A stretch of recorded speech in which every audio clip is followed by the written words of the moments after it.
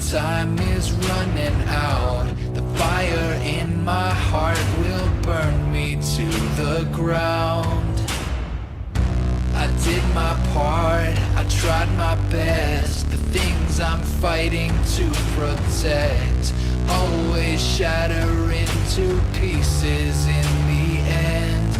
Oh, I'm broken and I'm barely breathing. I'm falling 'cause my heart stops beating. If this is how it all goes down tonight, and this is how you bring me back to life, this is what it's like when we collide, and this is how you bring me back to life. Greetings, fully boosted sleepers.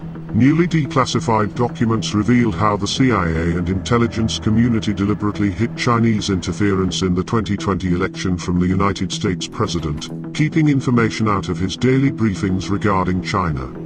The United States President Donald Trump released batches of declassified intelligence records exposing how the CIA worked to help China and Democrats downplay threats, hide interference, and change reports during the 2020 election cycle. Basically running a shadow government. Reports about China's election targeting were kept out of the presidential briefing. These were briefings I would get almost every day. Everything was kept out that was of importance. One email among intelligence analysts admitted that they had, quote, deliberately massaged the presidential daily briefing to withhold information regarding Chinese activities related to the election. Another official inside the FBI wrote that she was running, quote, a shadow government, unquote. This is Nikki Flores, the rogue FBI official who was running a shadow government. The tip alleged the Chinese government has exported thousands of driver's licenses to the US to create fraudulent mail-in ballots. It had been transmitted onto the Bureau's internal servers from the Albany field office. It was never investigated. As Nikki worked to retract the explosive tip, FBI headquarters in Washington informed every field office that they must transmit any foreign election interference reports to be micromanaged by Flores's team at the FBI. We'll get this back in a box, she informed her colleagues. Another FBI official prepared the Bureau's section of the presidential daily brief. They asked about the tip. It's been retracted, Flores replied. I am basically running a shadow government inside the FBI right now, Flores added. Do what you have to do, replied the other FBI official. These newly declassified documents shed light on a clear motive for redacting the report. Some FBI officials at Washington headquarters were eager to not contradict the sworn testimony of FBI Director Christopher Wray, who had said in sworn testimony to the Senate that there was no evidence of mail-in voter fraud 5 years ago in July. We take all election-related threats seriously, whether it's voter fraud, voter suppression, whether it's in person, whether it's by mail, and our role is to investigate the threat actors. Now, we have not seen historically any kind of coordinated national voter fraud effort in a major election. On the contrary, the FBI did not investigate all tips about mail-in election fraud seriously, the documents show. 2016 election was stolen. Got a nicer way to say that? Say Russia hacked the election. Russia hacked our election. Russia hacked our election. A little louder, please. Russia hacked our election. That was a 9/11 scale event. This was a kind of cyber 9/11. Cyber institutions. 9/11. Yes. Russia hacked our election. Hacking the U.S. election. Russia hacked our election. The Russians hacked our election. Russia hacked our election. Russia hacked our election. Russian hacking of our election. About 1 month before Flores suppressed the report about Chinese interference in September 2020, she promoted a false narrative about Russian interference in the election. In August 2020, as Senate Republicans were putting their final touches on a report about Hunter Biden's financial connections to foreign governments, Flores and other FBI officials gave them a behind-the-scenes briefing alleging their work was a target of Russian disinformation, per a Senate letter and whose name is on this letter.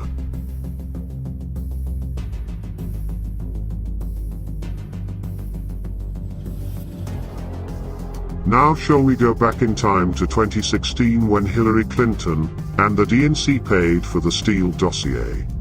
The Federal Election Commission had fined Hillary Clinton's 2016 campaign $8,000 and the Democratic National Committee $105,000 for obscuring their funding of the Steele dossier, a 2016 opposition research report that sought to highlight alleged links between Donald Trump and Russia. Welcome back. So is it accountability? The Federal Election Commission is now fining Hillary Clinton and the Democrat National Committee over the way it paid a firm to produce the notorious Steele dossier. Lawyers working for the Democrats in 2016 hired research firm Fusion GPS to investigate Trump, and the firm then paid Steele, a former British intelligence officer, and his company for the dossier.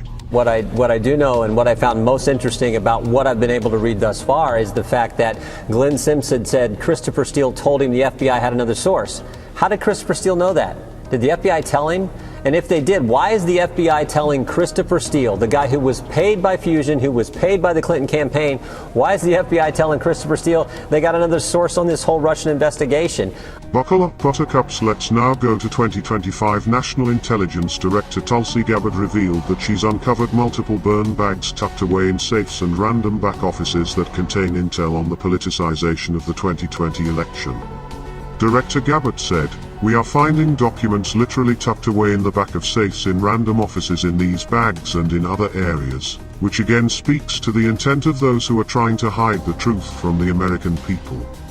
And you've also found many bags of information. I think they call them burn bags. They're supposed to be burned and they didn't get burned, having to do with how corrupt the 2020 election was. And when will that all come out? Who else other than Obama ordered election fraud evidence to be destroyed in burn bags? But there's one major problem. The evidence survived and was never destroyed. Earlier, in a surprise appearance at the White House press briefing, Director Gabbard targeted former President Barack Obama and his advisor over the Russia hoax in the 2016 presidential elections. There is irrefutable evidence that detail how President Obama and his national security team directed the creation of an intelligence community assessment that they knew was false. They knew it would promote this contrived narrative that Russia interfered in the 2016 election to help President Trump win, selling it to the American people as though it were true. It wasn't. The report that we released today shows in great detail how they carried this out. We do not forgive. We do not forget. Expect us.